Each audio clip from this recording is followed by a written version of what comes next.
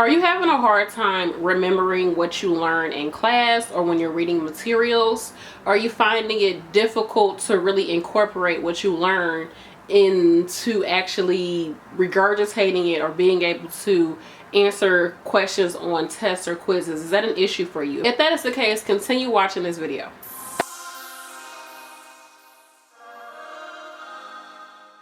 I have a lot of study videos talking about how you can do flashcards, talking about how to do concept maps. I even have videos talking about how you can change the way you think in order to start being able to unblock any type of blockages that you have that's stopping you from learning. It's considered my affirmations that I have for nursing students that really help with anxiety and things like that. So I have all of that out there for you all, but yet and still I still keep getting these questions from people. How do I remember this? I'm having issues remembering this. It just popped in my head that I don't think that people are doing this one thing that's really going to help them to start to remember the information that they're putting into their brains, right? So here's the thing.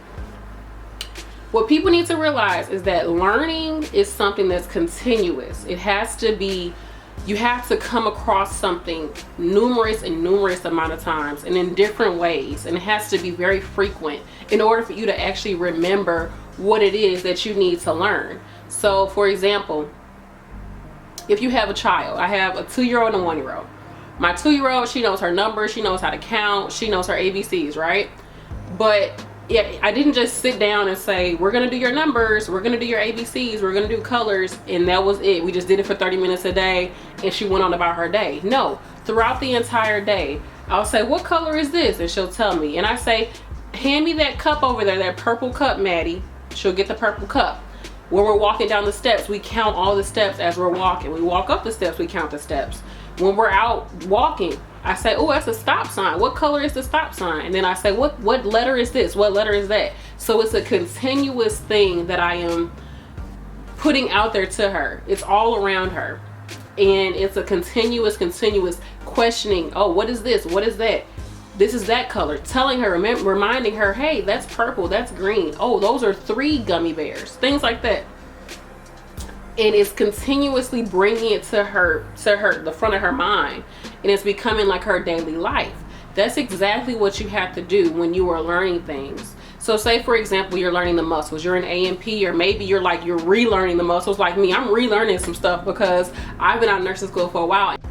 Sorry about that. So if you all don't know, I'm on my LPN to RN journey. So there's a lot of things that I have to relearn right now. And I was thinking, I was like, you know, when people are learning about muscles, what's a good way for them to start remembering these things, to really incorporate into their daily life?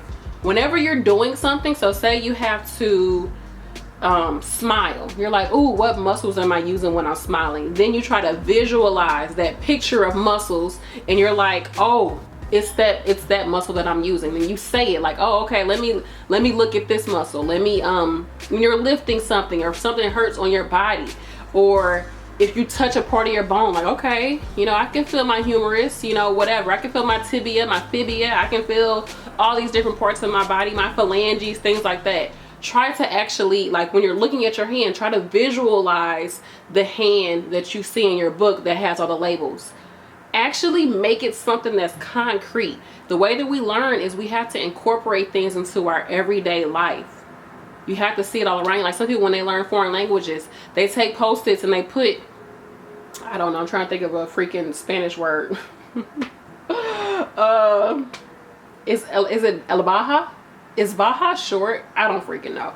But you just will put like different words all over your house, like on the table, on the refrigerator, on the sink, everywhere. You'll just put it everywhere and you put it in a different language. That way you're constantly seeing it, constantly thinking about it. It has to be a continuous thing. Do not allow yourself to be a student who only learns in a classroom, who only learns when you're sitting in front of a computer, who only learns when you have your book open. This needs to be something that you're continuously feeding into your brain so that it can actually become, you can actually know it, versus just being able to be like, oh, it's this. And then when it's time to apply it to something, you forget. You need to actually know it.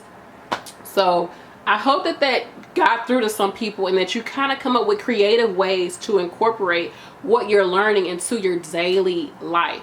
even in your daily conversation with people.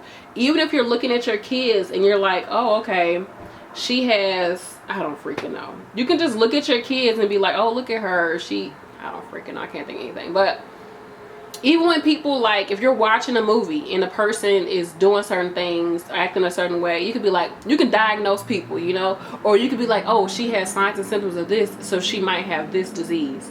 Just make it fun. It doesn't have to be perfect. It doesn't have to be like, let me sit down and read this chapter. But no, just think of different things as you're going throughout your day.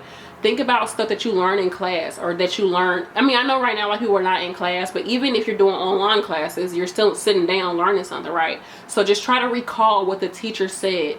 Question what the teacher said. Question what you're learning, and just keep constantly thinking about it and looking at it from different angles, and just making it a part of your daily life. I think people get so intimidated by learning stuff, and they feel like, I have to sit down and I gotta learn this and I gotta be perfect and I gotta get it right. Like, no, make it fun. Make it part of your everyday life, like you would do with a child. Children don't learn just by sitting down and looking at it and then that's it. No, you have to keep constantly showing them. That's why they have songs and all these other things for kids to help them to learn this stuff. That's the same with us as adults. It really does not change when you become an adult. It's just we kind of feel like, no, I have to sit down and be studious and only study from this time to this time, and after that I'm done.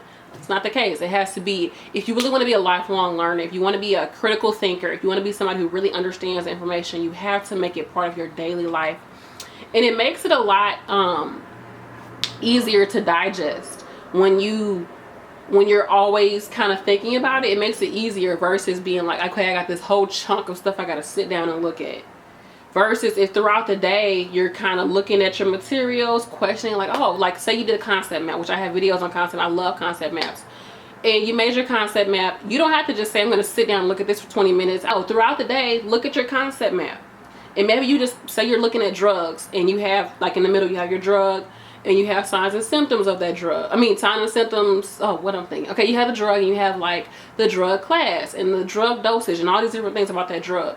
Maybe you look at the concept map and you're like, okay, the drug dosage, and you just focus on that and you think about that throughout the day. And you're like, okay, the range that Lasix is the range that Lasix is administered, or that it's prescribed, is 10 milligrams to 50 milligrams. That's about how much people are prescribed Lasix. Okay.